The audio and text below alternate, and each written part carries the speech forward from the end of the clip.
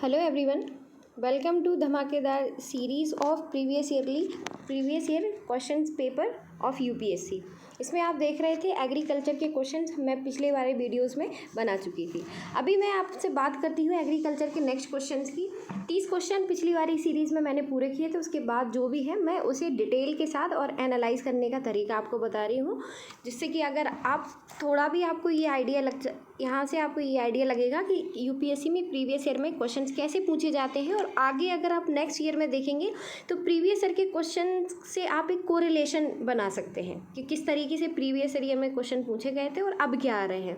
और आपको कई बार कई ऐसे टॉपिक्स मिलेंगे जहाँ पे उन चीज़ों का रिपीटेशन भी हो रहा है, या कुछ ऐसे ऑप्शंस हैं कि अगर आपने उनको अच्छे से तैयार कर लिया तो आगे आने वाली ईयर्स के क्वेश्चन हैं उनको आप ईजिली एलिमिनेट करके उन्हें सॉल्व कर देंगे। चलिए तो क्वेश्चन नंबर देखते हैं। फर्स्ट आपका 31, इसमें है which among the following has the largest live stock population in the world. इसमें पूछ रहा है कि सबसे ज़्यादा लाइव स्टॉक की पॉपुलेशन वर्ल्ड में सबसे ज़्यादा कहाँ पे है। तो देखिए, अगर हम बात करें लाइव स्टॉक की, तो लाइव स्टॉक की संख्या सबसे ज़्यादा इंडिया में है।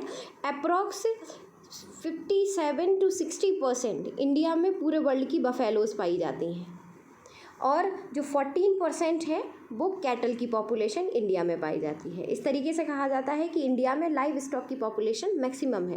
नेक्स्ट बात करें 32 की, consider the following statement. Chikmagalur is well known for the sugar production और Mandya is well known as a coffee producing regions. अगर हम बात करें चिकमांगालुर, जो आपका चिकमालागुल है, ये एरिया जो आपका है ये कॉफ़ी के लिए फेमस है, ठीक है, जबकि यहाँ लिखा क्या है, शुगर। तो ये स्टेटमेंट आपका फर्स्ट गलत है।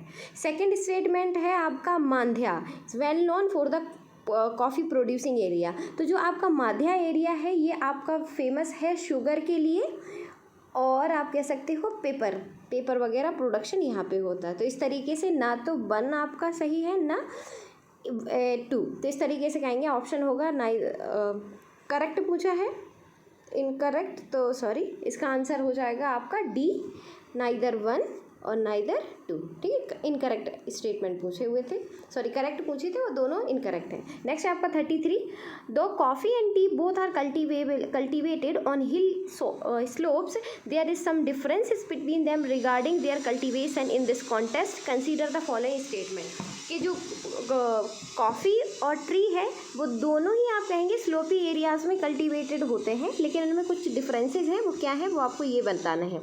पहला ऑप्शन है आपके सामने, coffee plants required a hot and humid climates of tropical areas where a tree can be cultivated in the both tropical and sub tropical regions. So आप यहाँ पे देखेंगे 33 में कॉफ़ी कल्टिवेटेशन के लिए बताया जा रहा है कि दोनों को हिली एरियाज़ की ज़रूरत है। हाँ, ये बात बिल्कुल सही है। सेकंड है coffee is propagated bye शीड्स but T is propagated by stem cutting. ये भी बिल्कुल सही है कि जो आपकी कॉफ़ी है वो आप सीड डाल के इसको प्रोपोगेट करते हैं, जबकि जो टी है उसके लिए आपको स्टेम को कटिंग करके उनका कल्टिवेशन किया जाता है। तो आपके दोनों ऑप्शन सही है, 1 and 2, तो आंसर होगा C, both 1 and 2। Next question है, with reference to soil conservation consider the following practices. Soil conservation के लिए कौन कौन सी प्रैक्टिस की जाती है। फर्स्ट ऑप्शन है crop rotation, second sand fences. Actually sand fences क्या होता है, सैंड फेंसेस जो रेत जिस डायरेक्शन में हवा चलती है उस डायरेक्शन में जो रेत है वो एक साइड में इकट्ठी हो जाती है, तो इससे सॉइल का कंजर्वेशन नहीं होता है। तो ये आपका गलत स्टेटमेंट है, और 2 को आप जैसे ही हटाएंगे ऑप्शन 1 कट जाएगा, 2 कटेगा, बी कट जाएगा, डी, ऑप्शन आएगा C will be right answer. Next question है आपका 35, an objective of the National Food Security Mission is to increase the production of certain crop through area expansion and productivity enhance in a sustainable manner in the identified district of the country, what are those crops. पूछ रहा है जो national Food security missions में जिसका जो motive है कि crop का प्रोडक्शन अच्छे से करना है और क्रॉप की प्रोडक्टिविटी को इन्हेंस करना है, जिससे कि जो डिस्ट्रेस है डिस्ट्रिक्ट्स वगैरह में उसको कम किया जाए, सस्टेनेबल मैनर में उनको इन्हेंस किया जाए। तो जो नेशनल डेवलपमेंट है आपका उसमें कौन कौन सी क्रॉप्स हैं जिनको शामिल किया गया है। तो आपको इसमें देखना है कि जो नेशनल फूड सिक्योरिटी मिशन है इसमें वीट, राइस और पल्सेस को केवल ऐड किया गया है। ठीक है, तो आंसर हो जाएगा आपका वीट, क्योंकि ये सबसे ज़्यादा नेसेसरी चीज़ें हैं, गेहूँ, चावल और पल्सेस। नेक्स्ट क्वेश्चन की बात करते हैं 36 की। इसमें है due to their extensive rice cultivation some reasons may be contributing to global warming, to what possible reasons this is attributed. पहला ऑप्शन है the anaerobic condition associated with the rice cultivation cause emission of methane. Yes, actually होता क्या है, ये मैंने geography में भी आपको कराऊंगी कि जब जो राइस का कल्टीवेशन है अगर वहाँ पे फ्लडिंग वगैरह आ जाती है तो जिसकी वजह से ऑक्सीजन की जो सप्लाई है वो रुक जाती है, इसलिए जो राइस के कल्टीवेशन में जो राइस फील्ड है उसमें एनारोबिक कंडीशन क्रिएट हो जाती है और जिससे मीथेन का प्रोडक्शन शुरू हो जाता है। तो आप कहेंगे ए ऑप्शन सही है। सेकंड ऑप्शन है when nitrogen based fertilizers are used nitrous oxide is emitted from the cultivated soil. बिल्कुल सही है, अगर आप नाइट्रोजन बेस्ड फर्टिलाइजर का यूज़ करेंगे तो नाइट्रस ऑक्साइड वहाँ से रिलीज होगा। तो बोथ आर राइट, तो आंसर होगा इसका सी। नेक्स्ट क्वेश्चन की ओर मूव करते हैं 37 में। इसमें है Tamil Nadu is a leading producer of mill made cotton yarn in the country, what could be the reason. इसका कारण क्या है कि सबसे ज़्यादा या अच्छे तरीके से या अच्छे कॉटन या हम कह सकते हैं कॉटन यार्न कंट्री मानी जाती है या बताया जाता है इस जगह को, तो ऐसा क्या रीज़न है। पहला ऑप्शन है black cotton soil is predominant types of soil in the state. Actually देखो अब यहाँ पे लिखा है ब्लैक कॉटन, मतलब कॉटन जिस सॉइल में उग रही है वो ब्लैक है, जबकि आपको ये पता होना चाहिए जो आपकी तमिलनाडु में जो सॉइल है वो कैसी है, रेड सॉइल है। तो इसीलिए आपका ए ऑप्शन तो आप काटेंगे, 1 ऐसे ही काटेंगे तो ए कटेगा, सी कट जाएगा। नेक्स्ट ऑप्शन इसमें लिखा हुआ है rice pool of skilled level is available, कि जो यहाँ पे प्रोडक्शन इसलिए ज़्यादा है क्योंकि स्किल्ड लेवल है। तो बिल्कुल सही है, यहाँ पे स्किल्ड लेवल होने की वजह से ही ज़्यादा से ज़्यादा जो मिल है वो कॉटन यार्न बेस्ड है। ऑप्शन है बी। नेक्स्ट मूव करते हैं 38। Given below are the names of 4 energy crops which one of them can be cultivated for ethanol. पूछ रहा है कि कौन सी 4 क्रॉप्स दी गई हैं, इनमें से किससे इथेनॉल का कल्टीवेशन किया जा सकता है। जत्रोफा, मेज, सनफ्लावर या पोंगामिया। ठीक है, तो आपको पता है कि जो आपका मेज़ वगैरह है यहाँ इससे बहुत ही अच्छे से इथेनॉल कल्टीवेट होता है, तो इसका आंसर होगा मेज। नेक्स्ट क्वेश्चन है 39। Salinisation occur when the irrigation water accumulated in the soil evaporate leaving behind salt and minerals, what are the effect of salinisation on irrigated land. Salinisation का irrigated land पर क्या effect होता है, आपको ये बताना है। First option is it greatly increase the crop production. Second, it makes some soil impermeable. It raises the water table.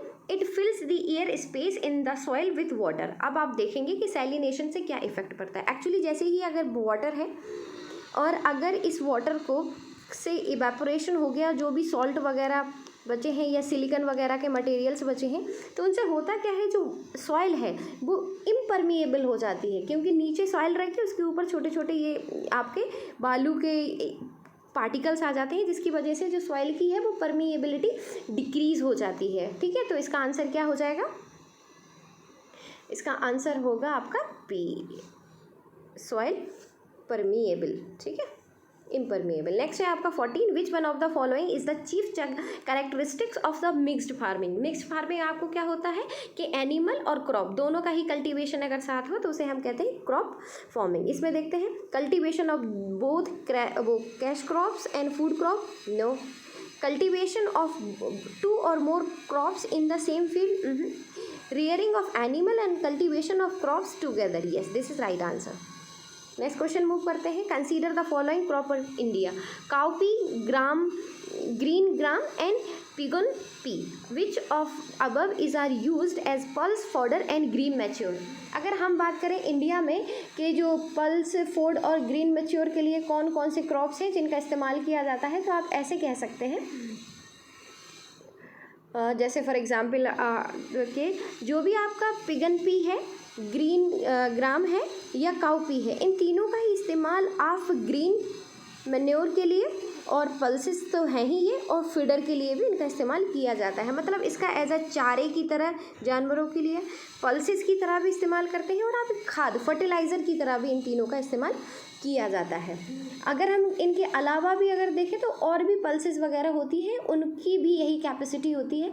Simple कह सकते हैं कि जो capacity to fix atmospheric nitrogen through symbiotic nitrogen fixation, मतलब ऐसे क्रॉप्स जो nitrogen fixation के साथ सिम्बायोटिक रिलेशंस रखते हैं या उनमें ये कैपेसिटी होती है, तो वो पल्सेस आराम से फोडर ग्रीन मैन्योर की तरह काम कर सकते हैं। नेक्स्ट क्वेश्चन की ओर मूव करेंगे। Consider the following crops in India, groundnut, sesame और pearl millets. Which of the above is our predominantly raised crop of India? मैंने पिछली क्वेश्चन में बताया था आपको, पिछली वाली वीडियो में, कि इंडिया में 90% जो भी आपके मिलेट्स वगैरह हैं वो कैसे हैं, आपके रेन फेड एरियाज़ में है। अब बहुत टाइप के इंडिया में जो मिलेट्स वगैरह हैं वो या फीड क्रॉप्स हैं वो होते हैं, तो इस तरीके से आप कहेंगे। तो आपको कुछ भी नहीं पता होता तब भी आप कह सकते थे कि 90%, इसका मतलब ये तो आते ही होंगे। तो इसके आंसर तीनों ही हैं, 1, 2 एंड 3। नेक्स्ट है आपका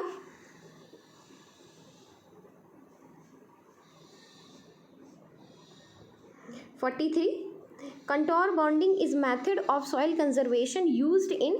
जो कंटोर बॉन्डिंग एक मेथड है जिसके द्वारा सॉइल को कंजर्व किया जाता है, वो किस एरिया में होते हैं आपको वो बताना है, ठीक है। So desert margin liable to strong wind actions, no. Actually contour bonding होती क्या है, जो कंटोर बॉन्डिंग है उसमें सिंपल मेथड है जिसमें सॉइल और वाटर को कंजर्व करने की बात की जाती है। तो इसमें क्या है, जो कोई भी लैंड है उसको छोटे छोटे पीसेस में डिवाइड कर लिया जाता है, उसके बेस पर ही उसको वाटर और सॉइल कंजर्वेशन सॉइल का कंजर्वेशन किया जाता है। तो desert margin, low flat plain close to stream courses, no. Scrub lands liable to spread of weed growth, no. Desert तो है ही नहीं, तो इसका आंसर होगा D, none of above. Next question 44 की बात करेंगे। Consider the following crop, cotton, groundnut, rice and wheat.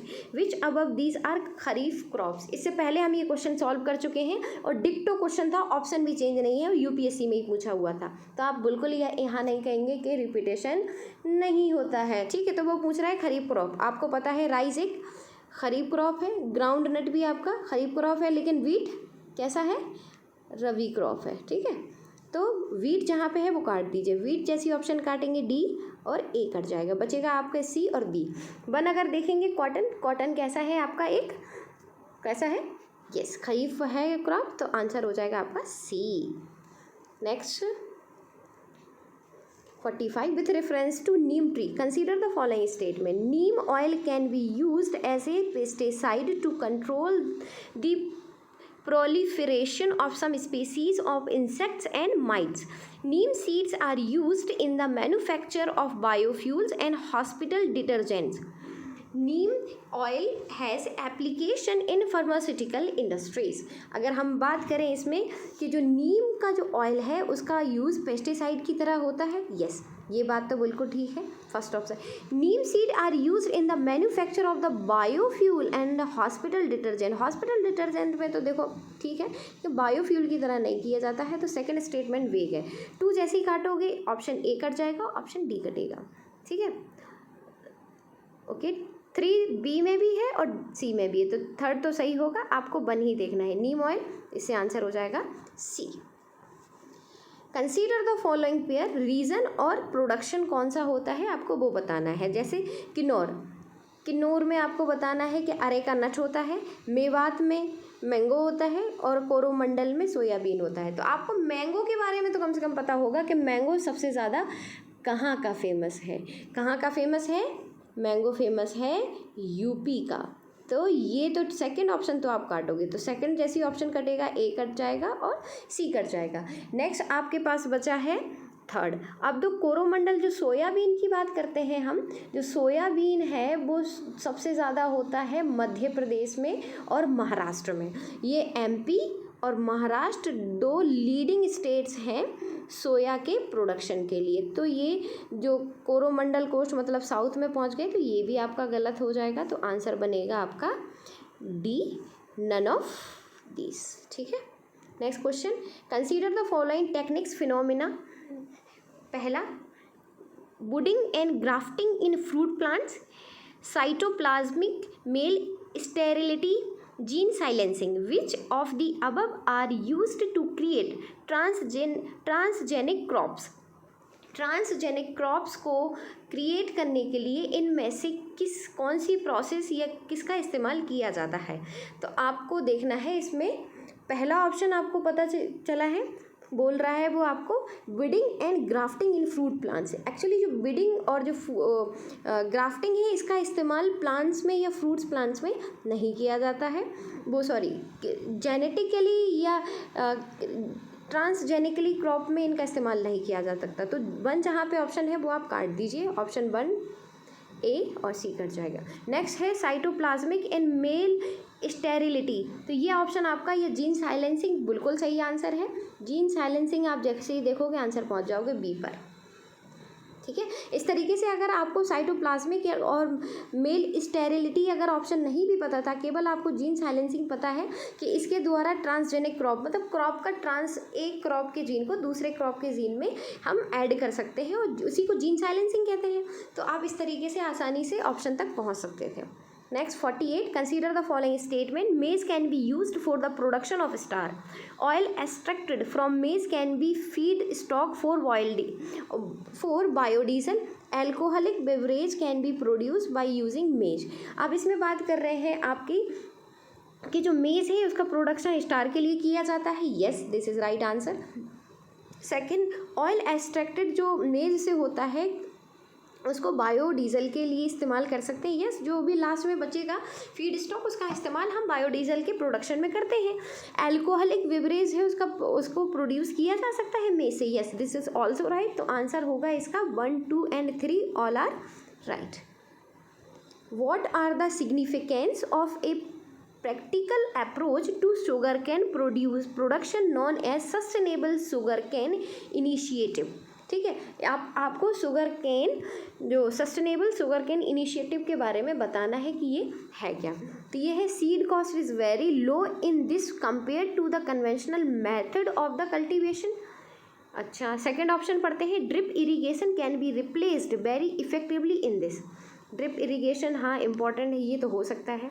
Next है आपका, there is a no application of chemicals in inorganic fertilizers in all in this. देखो कितना वेग statement है, no application मतलब केमिकल का तो कोई काम ही नहीं है। और इंडिया में तो मतलब जो आप ऑर्गेनिक फार्मिंग है उसको छोड़ के और कोई भी ऐसा प्रोडक्शन होता ही नहीं है जहाँ पे आप केमिकल्स का इस्तेमाल ना करें। तो ये आपका बिल्कुल वेग स्टेटमेंट है। तो थर्ड ऑप्शन जहाँ पे है इसको काट दो। ए ऑप्शन ए कटेगा, सी कटेगा और डी कट जाएगा, आंसर आएगा बी। इस तरीके से आपको ऑप्शन को एलिमिनेट करना है। इस तरीके से आपको जो स्टेटमेंट है उनको पढ़ने की और समझने की कैपेसिटी डेवलप करनी पड़ेगी। ठीक है, तो चलिए नेक्स्ट मूव करते हैं। Consider the following pair. Program है और देखना है वो प्रोग्राम किस मिनिस्ट्री के अंडर वर्क करता है। पहला है आपके सामने ड्रॉट प्रोन एरिया प्रोग्राम, क्या ये मिनिस्ट्री ऑफ एग्रीकल्चर के अंतर्गत आता है। Desert development program ministry of environment and forest के अंदर आता है। National watershed ministry of rural development के अंतर्गत आता है क्या ये। तो ये आपको देखना है। देखिए 1 by 1 अगर हम एक को अलग अलग करने की कोशिश करें, जैसे इसमें है आपका drought prone area program. Drought मतलब आप समझ रहे हैं सिंपल कि जो भी सूखे वाले एरियाज़ हैं। ठीक है, तो अगर इसकी बात करेंगे तो ये जो ड्रॉट प्रोन एरिया है वो मिनिस्ट्री ऑफ रूरल डेवलपमेंट के द्वारा इसको देखा जाता है। ठीक है, मतलब 1 को 3 से मिलाएंगे, लेकिन ये मिलाने वाला नहीं है, ये सही बताना था कि कौन किसके साथ है। ठीक है, तो ए ऑप्शन आपका गलत है। सेकंड है आपका डिज़र्ट डेवलपमेंट प्रोग्राम, डिज़र्ट से ये रिलेटेड है। तो ये डिज़र्ट भी ड्रॉट भी ये जितने भी प्रोग्राम्स हैं ये सभी मिनिस्ट्री ऑफ रूरल डेवलपमेंट के द्वारा स्टार्ट किए गए थे।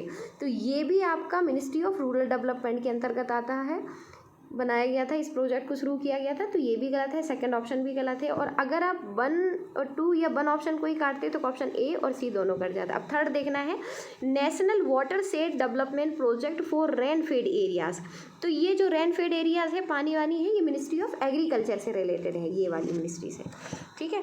तो इस तरीके से ये भी इससे मैच नहीं करता, इसीलिए इसका आंसर हो जाएगा none, D answer. Next, what are the benefits implementing in the integrated watershed development program? आपको बताना है बेनिफिट्स क्या है, क्या क्या है इंटीग्रेटेड वाटरशेड डेवलपमेंट प्रोग्राम्स के। इसमें पहला ऑप्शन है prevention of soil run of, linking the country's perennial rivers with seasonal rivers, rain water harvesting and recharge of the groundwater table, और regeneration of natural vegetation। देखिए, तो अगर हम इस क्वेश्चन को अगर थोड़ा भी माइंड लगा के करेंगे तो आसानी से सॉल्व किया जा सकता है कि जो आपका इंटीग्रेटेड वाटरशेड डेवलपमेंट प्रोग्राम है, इसको 2009-10 में लॉन्च किया गया था। एक तो आपको ये पता होना चाहिए, मैं बता देती हूँ, ठीक है, 2010 में। और इसका मेन जो पर्पस था कि जो सॉयल है उसका डिग्रेडेशन को रोकना, जो रेन वाटर है उसकी रेन वाटर का इस्तेमाल हार्वेस्टिंग में करना, जो ग्राउंड वाटर टेबल है उसको रिचार्ज करना, जो नेचुरल वेजिटेशंस है उसको रीजनरेट करना, इसका ये मेन फोकस था। तो अगर हम बात कर रहे हैं प्रिवेंशन ऑफ सॉइल कंजर्वेशन या सॉइल रन ऑफ, तो ये बिल्कुल सही है। Linking the countries perennial rivers और सीजनल रिवर, ऐसा कुछ भी नहीं था, ठीक है, क्योंकि वाटरशेड डेवलपमेंट प्रोग्राम चला रहे हैं इसमें, ठीक है। अगर और ये वाटर भाई जो है हमें पहले उसको ही कंजर्व कर लें। अगर हम एक रिवर को दूसरी रिवर से मिल रहे हैं तो इसमें बहुत ज़्यादा कॉस्ट आएगी, समझ रहे हो। तो ये थोड़ा सा वेग स्टेटमेंट है। और 2 जैसे ही आप ऑप्शन काटोगे, ऑप्शन ए कट जाएगा, बी कट जाएगा और डी, और ऑप्शन आपके सामने आ जाएगा सी, जो कि बिल्कुल सही आंसर है। नेक्स्ट मूव करते हैं। In India cluster bean guar is traditionally used as a vegetable और animal feed, but recently the cultivation of this has assumed significance. Which one of the following statement is correct in this context. जो आपकी गौर है, गौर की एक been की तरह एक हम कह सकते हैं सब्जी बनाने के लिए इस तरीके से इस्तेमाल करते थे लोग, उसको खाते भी थे, और एनिमल एज अ फीड की तरह भी इसको इस्तेमाल करते थे। तो अभी लेकिन उसका कल्टिवेशन का काफ़ी सिग्निफिकेंस बढ़ गया है। तो आखिर रीज़न क्या है आपको वो बताना है, ठीक है। पहला ऑप्शन है soil extracted from the seed is used in the manufacture of biodegradable plastic. No, जो बायोडिग्रेडेबल प्लास्टिक का इससे कोई भी लेना देना नहीं है, नहीं तो समझ रहे हो प्लास्टिक बंद हो जाती है, उसी का इस्तेमाल हम करने लगते। पहला स्टेटमेंट करा, the gum made from its seed is used in the extraction of the shale gas. ये बिल्कुल सही है। जो गौर एक्चुअली जो हम कह सकते हैं प्लांट है या जो भी बीन है, इसका इस्तेमाल किया जा रहा है। जो सेल गैस का एक्सट्रैक्शन होता है उसमें हाइड्रोलिक फ्रैक्चरिंग टेक्नोलॉजी होती है, मतलब अंदर जो पाइप है वो जाता है, फ्रैक्चरिंग करता है वो जो स्टोन होता है उसमें, तो उस समय एक गम का इस्तेमाल किया जाता है और वो गम यहीं से मिलता है, इसी प्लांट से मिलता है, इसीलिए इसका जो सिग्निफिकेंस है वो काफ़ी बढ़ गया है। इसका आंसर होगा B, guar gum made from its seed is used in the extraction of shale gas. Next है आपका 53, which of the following statement is are correct regarding vegetative propagation of plants. तो वेजिटेटिव प्रोपोगेशन ऑफ प्लांट्स के regarding क्या है आपको वो बताना है। पहला ऑप्शन है आपका vegetative propagation produce clonal population. तो जो पहले तो आपको ये टर्म का मतलब पता होना चाहिए, जो वेजिटेटिव प्रोपोगेशंस क्या होते हैं। तो जो वेजिटेटिव प्रोपोगेशन या रिप्रोडक्शन होता है, इसको रिप्रोडक्शन भी कहते हैं एक्चुअली। वेजिटेटिव रिप्रोडक्शन एक एसेक्सुअल रिप्रेजेंटेशन है प्लांट्स के अंदर, ठीक है, जिसमें क्या होता है कि न्यू ऑर्गेनिजम्स बनते हैं बिना किसी सीड के। जब दो हम कह सकते हैं कि आप एसेक्सुअल रिप्रोडक्शन करा रहे हो किसी प्लांट का और उसमें बिना किसी नए सीड का इस्तेमाल किए हुए, ठीक है।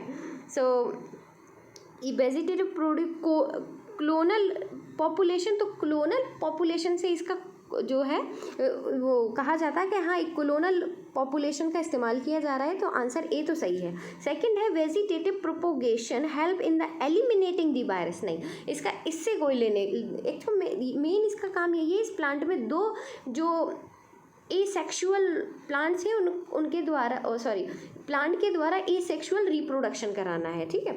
तो वायरस का इससे कोई लेना देना नहीं है, बिल्कुल ही बेग स्टेटमेंट है। 2 ऐसे ही काटोगे तो ऑप्शन बी और डी कट जाएंगे। 1 ऑप्शन सही है। थर्ड देखते हैं, vegetative propagation can be practice most of the years. Yes, अधिक से ज़्यादा कई ईयर से इस प्रोसेस का इस्तेमाल किया जा रहा है। तो आंसर हो जाएगा आपका सी 1 और 3।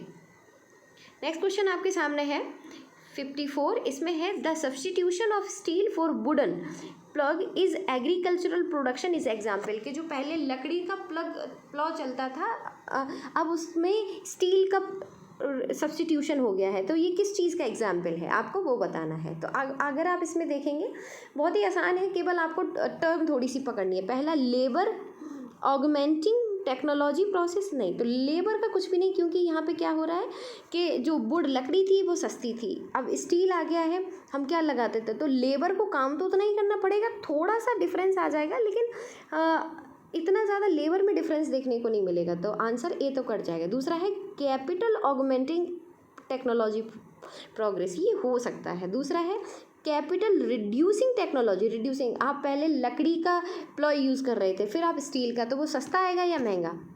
100% महंगा ही आएगा। तो सी जो है वो भी वेग स्टेटमेंट है, इसलिए जो बी और स्टेटमेंट है वो आपका सही हो जाएगा। आंसर होगा बी। नेक्स्ट है विच one of the following best describe the main objective of seed village concept. Seed village है, उसके कॉन्सेप्ट को आपको बताना है, ये है क्या। इसमें पहला ऑप्शन है encouraging the farmers to use their own farm seed and discouraging them to buy the seeds from others. पहला तो ये है। दूसरा involving the farmer for training in quality seeds production and thereby to make available quality seed to other at appropriate time and affordable cost. ये थोड़ा सा general statement लग रहा है, तो चलो हो सकता है। नेक्स्ट पढ़ते हैं earmarking some village is exclusively for the production of certified feed. नहीं, ऐसा कुछ भी ऐसा नहीं होता है यहाँ पे। थर्ड ऑप्शन बिल्कुल वेग है। Fourth identify the enterprises in villages and providing them technology and financial. ना, अगर सीड विलेज का कॉन्सेप्ट है तो हम चाहेंगे कि उनको नॉलेज प्रोवाइड करें और उन्हें अफोर्डेबल कॉस्ट पे उनको सीड प्रोवाइड करें, जो कि फार्मर्स की मेन प्रॉब्लम रहती है। तो ऑप्शन आपका डी, बी और ए तीनों ही गलत हो जाएंगे। आंसर हो जाएगा बी, क्योंकि ये सबसे ज़्यादा जनरल स्टेटमेंट है। तो जब कोई ऐसी चीज़ या कोई स्कीम वगैरह है तो आप वहाँ पे सबसे जनरल स्टेटमेंट छांटने का या सोचने का या वहाँ से निकालने का काम करो। नेक्स्ट है आपका question 56। What can be the impact of accessible in appropriate use of nitrogenous fertiliser in agriculture. अगर आप ज़्यादा से ज़्यादा नाइट्रोजनस फर्टिलाइज़र का यूज़ करते हैं तो उसका क्या इम्पैक्ट पड़ेगा, आपको ये बताना है। इसमें पहला ऑप्शन आपके सामने दिया हुआ है proliferation of nitrogen fixing micro organisms in soil can occur. देखिए, अगर हम बात करें कि जो प्लोरीफरेशन है ऐसा नहीं होता है माइक्रो ऑर्गेनिज्म या सॉइल में, तो ये जो पहला ऑप्शन है वो आपका गलत है। आप जैसे ही 1 ऑप्शन काटोगे, ऑप्शन कटेगा एक, ऑप्शन कटेगा D. Next B increase the acidity of soil can be takes place. बिल्कुल, नाइट्रोजन आपका क्या है, नॉन मेटल है, और नॉन मेटल जैसे ही ऑक्सीजन से रिएक्शन करेगा एसिड बनाना शुरू कर देगा, तो ये सेकंड ऑप्शन आपका राइट है। थर्ड क्या है, leaching of nitrate to be ground water can it करो। बिल्कुल, जो फर्टिलाइज़र ज़्यादा यूज़ करोगे लीचिंग होगी सॉइल की, और जिससे कि जो नाइट्रोजन है वो ग्राउंड वाटर में भी चला जाएगा, उसको भी पॉल्यूट करेगा। तो इस तरीके से आपका आंसर हो जाएगा 2 और 3 बोथ। नेक्स्ट क्वेश्चन 57 है in India market in agricultural product are regulated under. पूछ रहा है जो इंडिया में एग्रीकल्चर मार्केट है वो किसके द्वारा या किसके अंदर रेगुलेट किया जाता है। ठीक है, तो अगर हम बात करें इंडिया की, कि जो इंडिया में जो मार्केट है वो एग्रीकल्चर प्रोड्यूस मार्केट कमिटी है, जो स्टेट के द्वारा बनाई जाती है, उसके द्वारा इसको रन किया जाता है। मतलब हम सिंपल कहें कि जो एग्रीकल्चर प्रोड्यूस मार्केट कमिटी है वो स्टेट की है, और वही एग्रीकल्चर प्रोडक्ट को मार्केट में किस रेट वगैरह पे भेजना है, इन सभी चीज़ों के लिए वो रिस्पॉन्सिबल होती है। तो इसका आंसर हो जाएगा B, agriculture produce market committee act enacted by state. Next है the term agreement on agriculture, agreement on the application of sanitary and phytosanitary measures and peace clause appear in the news frequently in the context of the affair of। ये जो आपको जैसे हम agreement of agriculture, ये जो आपको सुनने को उस समय न्यूज़ में था, वो पूछ रहा है कि किससे रिलेटेड है। ठीक है, तो आप इसमें देखेंगे food and agriculture organization, no. Actually क्या हुआ था ना कि उस समय जो हम कह सकते हैं 2013-14 की बात है कि उस समय जो एग्रीमेंट ऑफ एग्रीकल्चर हुआ था, वो जो वर्ल्ड ट्रेड ऑर्गेनाइजेशन था उसका बहुत ही इम्पोर्टेंट एक इनिशिएटिव था। ठीक है, तो यहाँ पे आपको वही ढूंढना है, WHO food and agriculture organization, no. UNFCCC, no. World trade organization WTO, yes, this is right answer. 59, FAO accord the status of globally important agricultural heritage system GIAS to traditional agriculture system. What is the overall goal of this initiative? जो GIA है उसका आपको गोल बताना है कि इसका क्या मतलब है, क्या इम्पोर्टेंस है इसका। तो 59 में पहला ऑप्शन देखेंगे, to provide modern technology training in the modern farming methods and financial support to local community to identify so as to greatly enhance their agricultural productivity। ठीक है, पहले तो ये कहा जा रहा है। सेकेंड ऑप्शन क्या है, to identify and safeguard eco-friendly traditional farm practice and their associated landscapes, agricultural biodiversity and knowledge system of the local community। अगर ये देखेंगे तो ये आपको काफ़ी जनरल स्टेटमेंट लग रहा है। ठीक है, to provide geographical indication status to all the variety, समझ रहे हो, ऑल बोल दिया, सारी वेराइटीज़ को आप वो दे दो GI टैग, तो ये कैसा है, एकदम वेग स्टेटमेंट है, इसको काटो। ऑप्शन ए कटा, सी कटा और डी कटा, ऑप्शन आ गया बी। तो आप देख रहे हो कि किसी क्वेश्चन में कुछ ऐसा स्टेटमेंट देगा ना कि जिसको आप पकड़ के आप आंसर तक आसानी से एलिमिनेशन मेथड से पहुंच सकते हैं।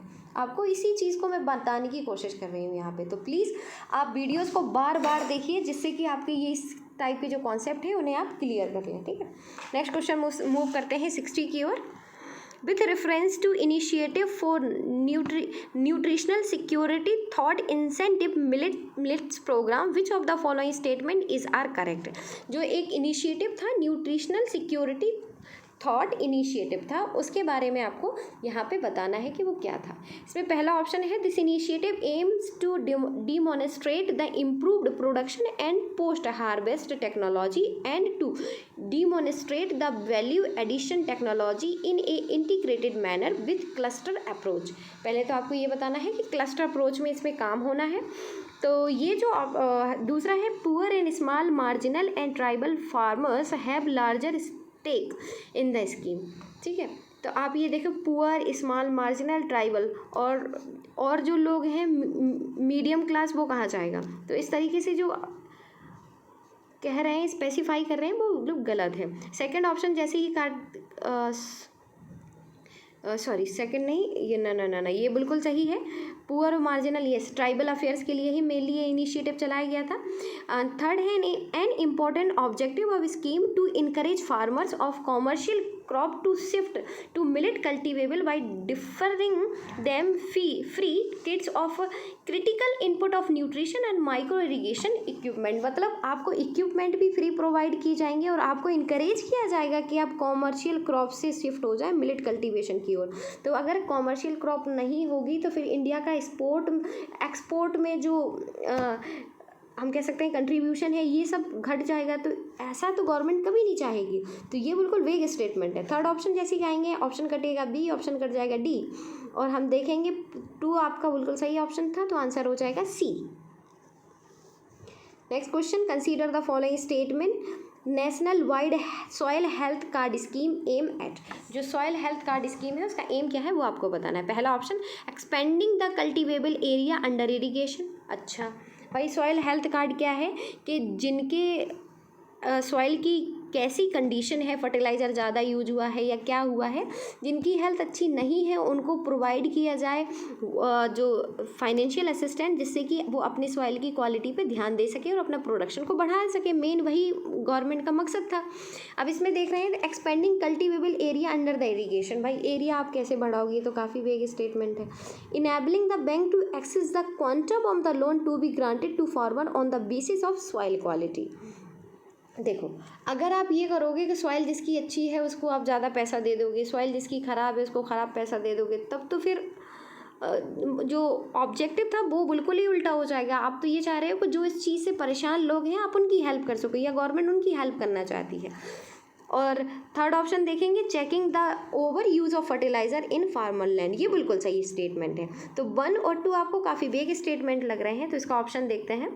पहला है 1 and 2। 1 2 आप जैसे ही काटोगे, इससे भी 2, इसमें भी 2, इसमें भी 2, तो आंसर आ जाएगा आपका बी 61 में। ठीक है, ये जो सॉइल हेल्थ कार्ड था उनका मेन पर्पस था कि जो 12 सॉइल पैरामीटर्स है, जो 12 पैरामीटर्स हैं वह सॉइल को रिकॉग्नाइज करने के लिए उनको देखते हुए सॉइल की क्वालिटी को चेक किया जाए, फिर उनको फाइनेंशियल असिस्टेंस वगैरह है वो सभी चीज़ें प्रोवाइड की जाए और उन्हें उस सॉइल की इंफॉर्मेशन भी दी जाए। नेक्स्ट है, what is are the advantages of the implementing the national agriculture market name scheme.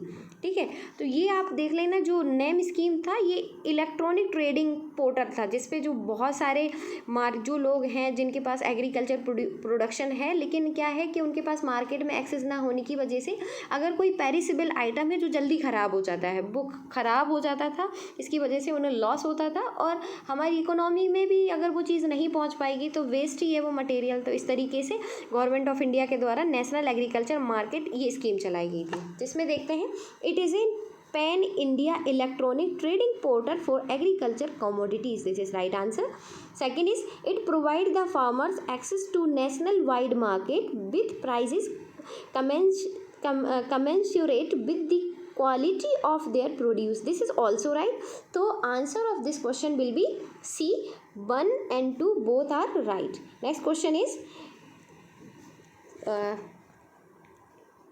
63. Which of the following practice can help in water conservation in agriculture? आप देख रहे हैं 2013 या 14 में ये क्वेश्चन पूछा गया था और सेम क्वेश्चन यहाँ रिपीट हो रहा है। सो केयरफुल आपको चीज़ें समझनी है कि 13-14 में पूछा है, फिर से 17 में पूछ लिया है, तो क्वेश्चन रिपीट हो रहे हैं। बस आपको थोड़ा सा यहाँ पे अटेंशन देने की ज़रूरत है, आपको थोड़ा जानने की ज़रूरत है। पहला ऑप्शन, रिड्यूस और ज़ीरो टेलेज ऑफ द लैंड। आपको ज़ीरो टेलेज वगैरह करना होगा तब ऐसा होगा। बिल्कुल, अगर हम सॉइल को या वाटर कंजर्वेशन को करना है तो ज़ीरो टेलेज प्रोसेस से वाटर कंजर्वेशन को बेहतर किया जा सकता है, वाटर कंजर्व किया जा सकता है। Applying gypsum before irrigating the field. देखिए, अगर आपने जो जिप्सम वगैरह अप्लाई कर दिया है तो इससे होगा क्या कि जिप्सम क्या करेगा कि वाटर को एब्जॉर्ब कर लेगा, जिसकी वजह से जो वाटर कंजर्वेशन है वो रिड्यूस हो जाएगा, जिसकी वजह से आप कहेंगे सेकंड जो ऑप्शन है वो गलत है।